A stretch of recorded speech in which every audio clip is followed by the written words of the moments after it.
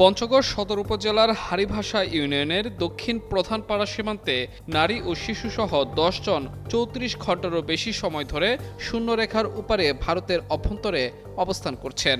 বাংলাদেশে পুশিন করার চেষ্টাকে কেন্দ্র করে সৃষ্ট এ পরিস্থিতির এখনও কোনো সমাধান হয়নি।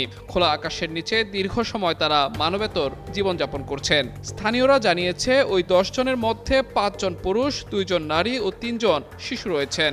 শুক্রবার ভোর থেকে তারা সীমান্ত সংলগ্ন একটি কৃষি জমিতে অবস্থান করছেন। জমিতে পানি জমেছে। এরপর থেকে তারা খোলা আকাশের নিচেই রয়েছেন।